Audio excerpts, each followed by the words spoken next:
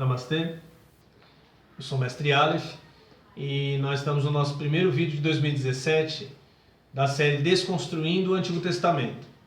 Se você é novo no canal, não viu os vídeos ainda ou não se lembra do conteúdo deles, dentro dessa série Desconstruindo o Antigo Testamento, eu estou fazendo uma leitura que irá desde o livro do Gênesis até o livro de Malaquias. E eu vou mostrar como que a leitura que as pessoas fazem da Bíblia, do Antigo Testamento principalmente, elas estão carregadas de preconceitos. Quer dizer, o cara lê a Bíblia, só que dentro da cabeça dele tem outras vozes. Tem a voz do padre, tem a voz do teólogo, tem a voz do pastor. Ele não lê de si mesmo. Consequentemente, ele lê coisas no texto que não estão lá. Ele lê informações que não estão presentes no texto.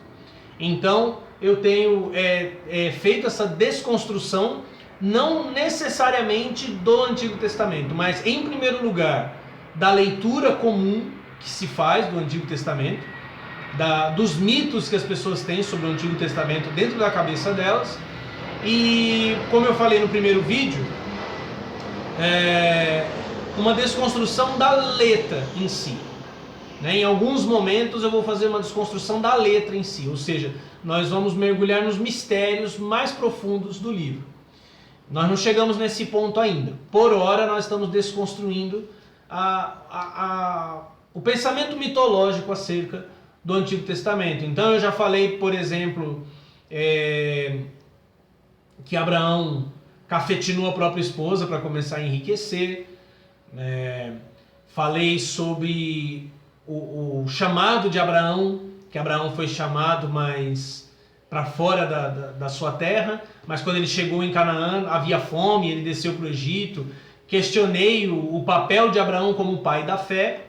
No último episódio, eu falei também sobre Sara, que Isaac na verdade é filho de Abraão da mesma maneira que Jesus é filho de José. Abraão assumiu o moleque, mas quem gerou foi Jeová. E no último episódio eu falei sobre o Antigo Testamento sombra do Novo, porque eu tenho recebido muitos questionamentos, alguns até absurdos, né? Uma pessoa me perguntou, o Antigo Testamento é sombra? Você se separa da sua sombra? E aí, para responder esses questionamentos, eu gravei um vídeo e agora nós estamos continuando a história de Abraão. Nós paramos em Gênesis 18, que foi quando Abraão recebe os 3 visitantes, um deles Deus, e ele conversa com eles, lava os pés deles, prepara comida para eles, o que mostra que a concepção de Deus no Gênesis, e vocês vão ver, no Antigo Testamento não é de um espírito, não é de uma entidade imaterial, é de um ser com corpo físico, que tem certo controle sobre a sua constituição, sobre um controle dimensional, digamos assim, mas não é um ser espiritual, ele não é descrito assim no Antigo Testamento, e vocês vão ver isso fartamente. E agora nós vamos continuar a história de Abraão. Em Gênesis 19, acontece a destruição de Sodoma e Gomorra, nós lemos Gênesis 18. Eu não estou fazendo uma leitura capítulo por capítulo, eu estou pensando os temas mais importantes. Mas em Gênesis 19, Sodoma e Gomorra é destruída. Toda essa história é famosa também, né? Os 2 anjos que estavam com Deus na presença de Abraão vão para Sodoma e Gomorra, tiram a família de Ló, a mulher, Ló e as 2 filhas. A mulher de Ló olha para trás, porque a ordem era para não olhar para trás. Ela olha para trás, é transformada numa estátua de sal. E depois Ló tem um momento de entretenimento adulto com as filhas, né? Mas essa parada de Ló, eu não vou me demorar muito tempo nela. Eu vou falar brevemente sobre essa história de Ló no nosso próximo vídeo, na semana que vem. Eu vou falar da destruição de Sodoma e Gomorra, por que ela foi destruída, e quero mostrar para vocês, pelo Gênesis e pela leitura do Zohar, que é um importante livro do judaísmo, da Kabbalah, que Abraão poderia ter impedido a destruição. Então a gente vai ler o Gênesis 19, depois a gente vai voltar para Gênesis 18. Primeiro vamos entender por que Sodoma precisava ser destruída. Capítulo 1, versículo 1 de Gênesis 19.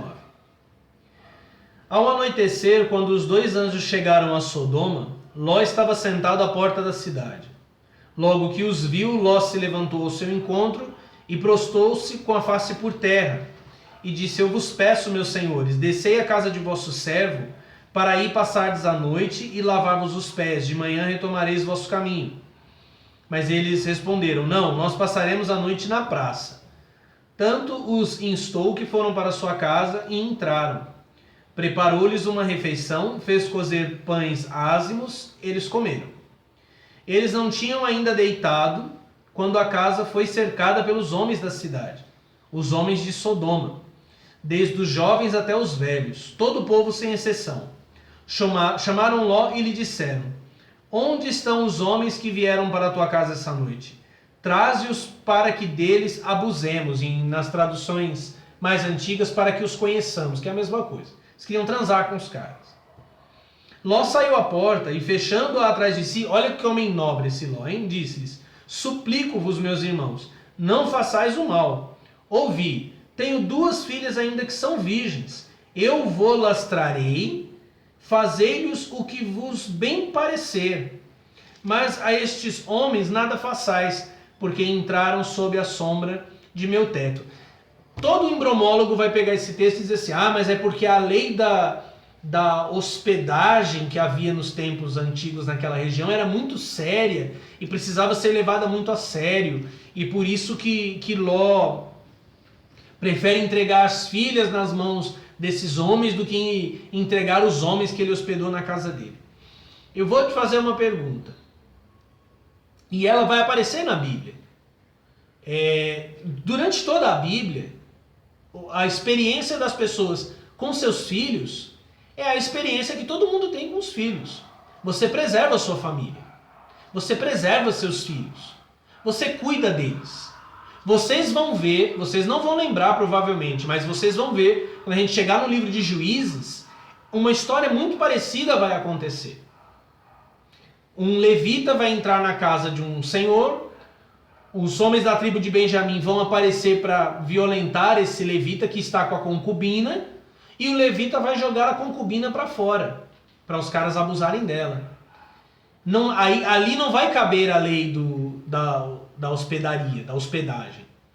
A questão aqui não é a lei da hospedagem, a questão aqui é que as filhas virgens de Ló não valem nada.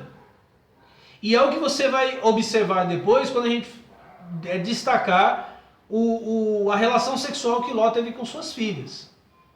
Ló não era um bom homem, assim como eu já mostrei que Abraão também não era. Ele troca a família pelos homens que estão na casa dele.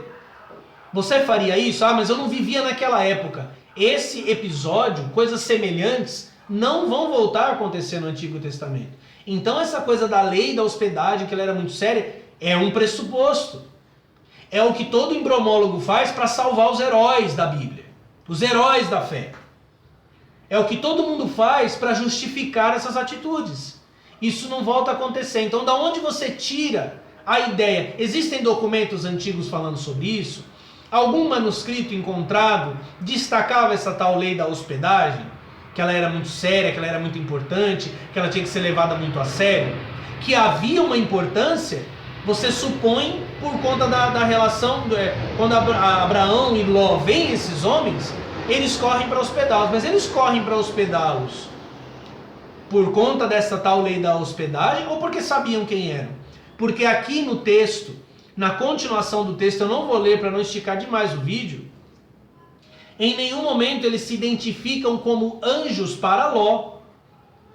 Ló sabe quem eles são desde o começo. Havia algo neles que os destacava, mas como a Bíblia é muito pobre em detalhes, ela não dá detalhes da aparência e de situações, a não ser que seja muito necessário para o texto, a gente não sabe como, mas Ló sabia que eles eram anjos.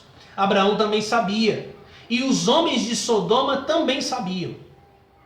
E é onde eu quero chegar agora. Você sabe, se não sabe, vou te contar, esses homens vão cegar os homens que estão tentando atacá-los, aí vão mandar Ló sair da casa com a família, correr para longe. Um outro detalhe aqui é que esses anjos não pretendiam salvar Ló. Ló é salvo pela desobediência. Veja só, versículo 17. Enquanto o levavam para fora, ele disse: salva-te pela tua vida. Não olhes para trás de ti, nem te detenhas em nenhum lugar da planície. Foge para a montanha, para não pereceres. Ló lhe respondeu: não, meu senhor, eu te peço. Teu servo encontrou graça a teus olhos e mostraste uma grande misericórdia a meu respeito, salvando minha vida. Mas eu não posso me salvar na montanha sem que me atinja a desgraça e eu venha morrer. Lá está aquela cidade bastante próxima para a qual posso fugir. Ela é pouca coisa, permita que eu fuja para lá, e nela viverei. E ele lhe respondeu: faço-te ainda esta graça, não destruirei a cidade de que falas. Depressa, refugia-te lá, porque nada posso fazer enquanto não tiveres chegado lá. É por isso que se deu a essa cidade o nome de Segor. Segor, que significa pouca coisa, né? Desprezível. O anjo diz que não vai destruir a cidade porque Ló pediu para ir para lá. Primeiro, ele não pode destruir a cidade enquanto Ló estiver lá. Mas ele espertamente manda Ló ir para as montanhas, aonde Ló será atingido pelo fogo, que vai cair. Só que Ló percebe: se eu for para a montanha eu vou morrer, porque essa chama vai vir do céu, ela vai me pegar primeiro, eu não vou chegar a um lugar seguro antes. A negação de Ló em fazer a vontade do anjo é o que lhe salva a vida. Ele vai para a cidade e a cidade não pode ser destruída, não é por graça do anjo. O próprio texto indica. O anjo diz: eu não posso destruir Sodoma enquanto você estiver aqui. Aí ele diz: então eu vou para Segor. Ele: eu não vou destruir Segor porque eu vou te fazer essa graça. Não, ele não vai destruir Segor porque Ló está lá. Agora, por que é que Ló precisa ser protegido? Ló precisa ser protegido por conta do que aconteceu no capítulo 18. Antes de chegar no capítulo 18, vamos entender por que esses homens queriam transar com esses visitantes, né? Geralmente, quando as pessoas... Tem duas interpretações básicas do pecado de Sodoma.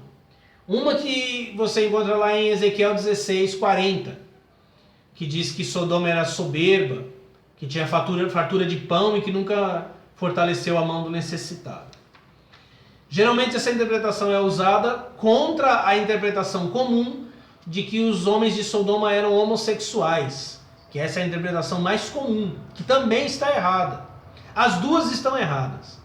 Primeiro, se você ler o texto de Ezequiel 16, apenas destacando a falta de compaixão e de auxílio ao necessitado de Sodoma, você não lê o restante, os versículos seguintes, que dizem que Sodoma praticou abominações. Então aí o embriomólogo tradicional vai falar: mas de que abominações estava se falando? Do homem deitar com o homem, que é uma abominação também no Antigo Testamento chamada de abominação. Eu vou chegar lá, tá, em Levítico, mas eu já adianto que a relação homossexual é chamada de abominação, na verdade a relação homem com homem. Não existe uma condenação na Bíblia da condenação de mulheres com mulheres, principalmente no Antigo Testamento. Mas a relação homem com homem é chamada de abominável, tanto quanto é chamada de abominável a prática de comer, por exemplo, carne de coelho. Ou comer camarão. Diz que é coisa abominável também. Então, eu preciso repensar e entender melhor com o que é que eu estou lidando. Os homens de Sodoma ficaram desesperados pelos visitantes porque reconheceram quem eles eram. Assim como Ló reconheceu quem eles eram. E quem eles eram? Eu vou ler aqui no Novo Testamento a epístola de Judas. Ela tem um único capítulo, né? Veja só o que diz no versículo 5. Do versículo 5 até o 7. Quero trazer-vos à memória, embora já saibais tudo de uma vez por todas, que o Senhor, depois de ter libertado seu povo da terra do Egito, destruiu os incrédulos. E quanto aos anjos que não conservaram sua primazia, mas abandonaram sua morada, guardou-os presos em cadeias eternas sobre as trevas para o julgamento do grande dia. Os anjos que não guardaram sua morada são os anjos de Gênesis 6. Quem viu o vídeo anterior, 2 vídeos atrás, lembra que eu disse que os anjos eram condenados porque eles vieram e fizeram sexo com as mulheres e fizeram filhos nelas, em Gênesis 6. É a causa do dilúvio. E os anjos são condenados porque eles estavam mexendo com as cabritas de Jeová, entendeu? Era tudo de Jeová, as novinhas, as milfes, como alguém escreveu aí no caso de Sara, né? Tudo era de Jeová, era tudo dele, ele podia fazer filho nelas. Os anjos se meteram nas coisas deles, foram condenados e os filhos foram mortos. É disso que Judas está tratando, inclusive aqui na Bíblia de Jerusalém, que é a que eu tenho utilizado, né, para esse tema, tem uma nota aqui no versículo 6, dizendo: por terem se deixado seduzir pelas filhas dos homens. Gênesis 6, 1 a 2. Né? O teólogo franco, ele não fica inventando história, ele lê o texto de acordo com a verdadeira referência. Então diz que eles foram guardados em cadeias eternas. De modo semelhante. Semelhante a quê? Semelhante a Gênesis 6. Sodoma, Gomorra e as cidades vizinhas, por se terem prostituído, procurando unir-se a seres de natureza diferente, foram postas como exemplo, ficando sujeitas ao castigo de fogo eterno. Deixa eu dar um destaque aqui. O fogo eterno de Sodoma não está queimando ainda, correto? Então, quando você lê o Apocalipse, o fogo eterno do lago de fogo, você sabe que esse fogo não é eterno no sentido de para sempre. Entende? Eu vou falar disso mais, mas é bom para já começar a desmistificar a ideia de um inferno de fogo eterno. Mas o texto é claro, ele associa Sodoma e Gomorra com Gênesis 6, com os anjos que não guardaram sua primazia. E diz que Sodoma e Gomorra foi condenada porque quis unir-se a seres de natureza diferente. De novo, tem uma nota aqui, e que a maioria das Bíblias vai estar dizendo uma outra carne. E aqui eles mesmos dizem que a tradução literal é uma carne diferente, uma carne que não era humana, pois que seu pecado consistia em quererem abusar, ele coloca entre aspas, de anjos. Quer dizer, Sodoma e Gomorra estava sendo visitada por anjos. O projeto iniciado em Gênesis 6, destruído no dilúvio, havia sido retomado em Sodoma e Gomorra. É por isso que agora Jeová, inclusive há um contraste entre a descida das águas no dilúvio, do céu, e agora fogo que também vai descer do céu para destruir Sodoma e Gomorra. A ideia é trazer uma destruição mais definitiva, mais permanente. Ela não será permanente, porque durante toda a história bíblica vão aparecer gigantes. E são gigantes que nasceram em Gênesis 6, como descendentes dos anjos. Outro ponto importante é que também aqui em Judas, agora a gente já está no Novo Testamento, os anjos não são considerados seres imateriais. Mesmo que a teologia cristã tenha depois adotado essa descrição de seres imateriais, mesmo aqui eles são seres que têm uma carne diferente. Ou seja, são de outra espécie. Veja só como quando a Bíblia usa esse termo de carne diferente, está falando de biologia diferente. 1 Coríntios capítulo 15, quando Paulo fala da ressurreição dos mortos, veja a expressão que ele utiliza para falar da natureza dos homens. Capítulo 15, versículo 39. Nenhuma carne é igual às outras, mas uma é a carne dos homens, outra a carne dos quadrúpedes, outra dos pássaros, outra a dos peixes. Há corpos celestes e há corpos terrestres. Então você já imagina que o corpo chamado corpo celeste, o corpo do céu, é o que é chamado de espírito. Ou seja, um corpo de uma natureza diferente da nossa. Por isso que os anjos são acusados de deixar o seu lugar, deixar a sua habitação, e os habitantes de Sodoma são acusados de ir após aqueles que tinham uma carne diferente. E o barato devia ser louco, né, mano? Dar uma com os anjos devia ser um barato muito louco, porque os caras estavam doidões, né? Eles estavam simplesmente malucos. Eles foram bater na porta de Ló e falar: Ló, manda que esses caras vão dar conta de todos nós, né? Embora não haja uma descrição de quantos eram. Aí você diz: ah, mas tinha homossexualidade. Mas ela não está em destaque. A questão não é que os anjos eram homens e que eram homens que estavam na porta. Essa não é uma questão bíblica, nem no Antigo nem no Novo Testamento. Ela é uma questão de natureza. A natureza daqueles seres era diferente e eles são acusados. Mas no fim das contas, a questão é que o próprio Jeová fazia isso, vai fazer com Sara daqui a pouco, e ele não queria que ninguém mexesse no curral dele. Ok. Essa é a razão da destruição de Sodoma e Gomorra. Então vamos voltar para o capítulo 18.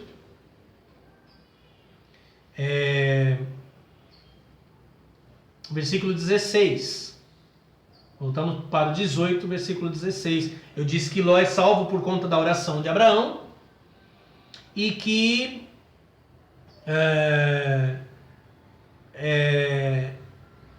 Abraão poderia, na verdade, ter salvado a cidade toda. Veja só. Versículo 16. Tendo se levantado, continuando a história lá que Sara dá risada porque descobre que vai ter prazer com o anjo, né? Ela fica toda malandrinha lá e o anjo sabe, ela nega que esse anjo é Jeová. Tendo se levantado, os homens partiram de lá e chegaram a Sodoma. Abraão caminhava com eles para os encaminhar. Jeová disse consigo: ocultarei a Abraão o que vou fazer, já que Abraão se tornará uma nação grande e poderosa, e por ele serão benditas todas as nações da terra? Pois eu o escolhi para que ele ordene a seus filhos e a sua casa depois dele, que guardem o caminho de Jeová, realizando a justiça e o direito. Desse modo, Jeová realizará para Abraão o que lhe prometeu. Veja só. Abraão precisa saber. Jeová não tem escolha. Ele precisa que Abraão saiba. E por que ele precisa que Abraão saiba?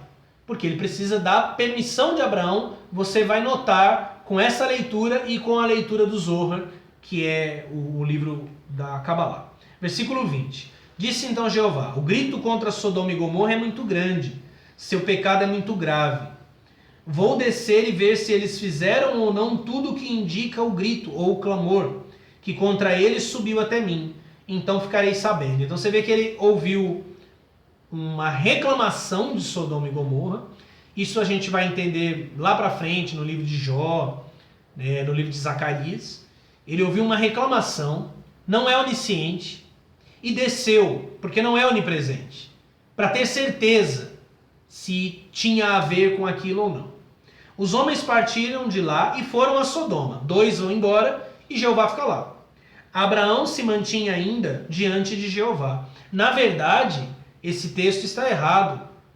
E você pode consultar aí manuscritos hebraicos na internet. Diz que Jeová se mantinha diante de Abraão. O texto foi modificado para não dar a entender. Você pode até encontrar isso aí, por exemplo, na introdução da Bíblia NVI, em que a comissão de tradutores fala das suas opções de tradução. Eles optaram também por essa tradição que é comum, e eles dizem que optaram por essa tradução justamente para que o texto não desse uma impressão de submissão de Jeová a Abraão. Veja como a embriomologia é malandra. Eles sabem que Abraão está numa posição de superioridade com relação a Jeová. Jeová está numa posição de submissão a Abraão. Ele precisa da aprovação de Abraão. Então eles mudaram o texto para que você não percebesse isso. Até não faz nem sentido, né? Abraão se mantinha ainda diante. Os anjos que foram, obviamente que quem ficou foi Jeová. Jeová não foi. Foi Abraão que ficou na frente dele. Abraão aproximou-se e disse: destruirás o justo com o pecador? Talvez haja 50 justos na cidade. Destruirás e não perdoarás a cidade pelos 50 justos que estão em seu seio? Longe de ti fazeres tal coisa, fazer morrer o justo com o pecador, de modo que o justo seja tratado como pecador. Longe de ti, não fará justiça o juiz de toda a terra? Primeiro que Abraão já dá uma chamada nele, né, mano? Você vai matar o justo com o ímpio?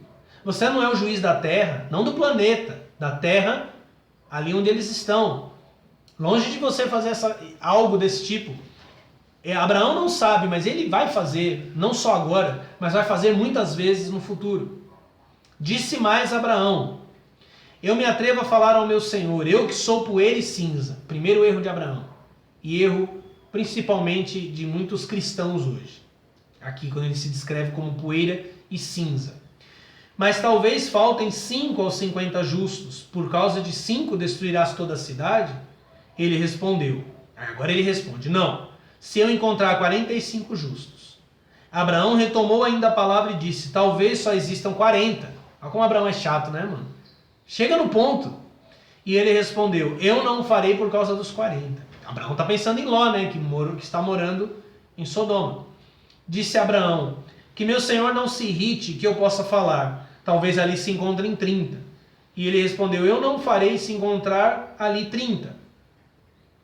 E ele disse: eu me atrevo a falar ao meu senhor, talvez se encontrem 20. Que texto chato, né, então? Repetitivo. sem poder de síntese, né? E ele respondeu: não destruirei por causa de 20. Aí Abraão fala pela última vez. Ele diz: que meu senhor não se irrite e falarei uma última vez. Talvez se encontrem 10. E ele respondeu: não destruirei por causa de 10. E Jeová, tendo acabado de falar com Abraão, foi-se. E Abraão voltou para o seu lugar. Veja só, Abraão vai pleiteando, né? 50, 45, 30, 20, 10. Mas Abraão parou. Abraão desistiu. Não haviam 10. Só havia Ló, que não havia cometido aquele pecado pelo qual Sodoma vai ser destruída, de deitar-se com os anjos. Então Sodoma e Gomorra são destruídas. Agora, veja só o que diz o Zohar sobre uma das lendas do rabino Shimon Bar Yochai. Uma das lendas do rabino diz: uma vez ao sair de casa, o mestre viu que o mundo havia escurecido, que suas luzes haviam voltado para o lugar de onde surgiram. Ele tentou com o filho buscar o motivo daquele fenômeno. De repente apareceu-lhes um anjo na forma de uma grande rocha, cuja boca expeliu 30 labaredas de fogo. O mestre perguntou à rocha: o que pretendes fazer? E a rocha respondeu: essas 30 labaredas mostram que não há nem 30 pessoas de mérito nesta geração. Veja que é uma rememoração do que foi dito para Abraão. Portanto, recebi a ordem de provocar a destruição do mundo. Então o mestre ordenou à rocha: vá, coloca-te agora diante do Santíssimo e lembra-o de que o filho de Yochai está no mundo. E o anjo foi, apresentou-se diante do trono supremo e disse: mestre dos mundos, tu conheces a mensagem que Ben Yochai enviou-te, o que devo fazer? E o Santíssimo disse: obedece à ordem que te foi dada, destrói o mundo. Mas quando o anjo voltou para cumprir a ordem divina, eis que Shimon ben Yochai parou à sua frente e disse: volta já, antes que te seja ordenado nunca mais retornar para cima, a não ser para te precipitares no abismo. Veja que o rabino diz que ele tem poder para destituir o anjo do seu papel, de proibi-lo de voltar ao céu. Volta e apresenta isto, minha mensagem para o Santíssimo. Eu, Shimon ben Yochai, pergunto ao Rei dos mundos: se não houver 30 homens justos no mundo, então rogo para que aceites 20. Se não houver 20, então aceitas 10. E se não houver 10, aceita 2. Eu e meu filho Eleazar somos esses 2. E se não houver 2, certamente há 1. Eu sei que sou. Assim que terminou de falar, uma voz desceu do céu dizendo: louvado seja Shimon, o filho de Yochai, já que foi capaz de transformar na terra o maligno decreto enviado dos céus. O que você entende por essa leitura? Faltava a Abraão a virtude. Ele tinha dentro de si o poder. Você vai ver isso acontecer mais tarde. Moisés vai deter Jeová. profetas menores do que Moisés deterão Jeová. O profeta Zacarias vai fazer isso algumas vezes. Faltava a Abraão convicção daquilo que existia dentro dele. A escolha de Jeová, a escolha dele de Abraão, ele escolheu Abraão por uma razão específica. Pela mesma razão que ele escolhe também Jeremias. No livro de Jeremias, no capítulo 1, ele diz para Jeremias: antes que você nascesse, eu te ungi. E antes que você fosse formado na madre, eu te dei as nações por profeta. Quer dizer, ele já conhecia Jeremias numa existência pré-mortal. Ele conhecia o poder de Jeremias. Ele sabia da habilidade que Jeremias tinha. Mesmo que quando ele chama Jeremias, Jeremias ainda é uma criança. Ele escolhe Abraão por conta do poder espiritual que Abraão tem. Mas Abraão não conhece esse poder. Abraão não sabe que tem esse poder. No próximo capítulo, no nosso próximo episódio, eu vou mostrar a vocês que a revelação dada a Abraão, já para Abraão, do cativeiro dos judeus, no Êxodo, durante o período do livro do Êxodo, na primeira parte do livro. Abraão não tinha convicção de quem era. As qualidades espirituais de Abraão não estavam desenvolvidas. Percebe que a pregação atual é para fazer isso mesmo? Percebe como incomoda quando alguém diz: eu sou divino, não existe Deus senão o homem. A pregação das igrejas, tanto católicas como evangélicas, tem o intuito de fazer você sentir pó, de fazer você sentir que você é cinza, que você é um pecador, que você é um verme. Tem até pastores que dizem isso na TV. Ah, eu sou um lixo, eu sou um pecador. Esse conceito é justamente para impedir que você acesse a força que pode impedir os desígnios de Jeová. O controle maligno que ele tem sobre a terra. Aquilo que ele diz mais adiante no livro de Sofonias e em outros. Virá algum mal sobre a cidade que Jeová não terá feito? Os homens que tiveram consciência da natureza divina deles tiveram poder para deter a fúria de Jeová. Você não tem, porque não sabe quem é.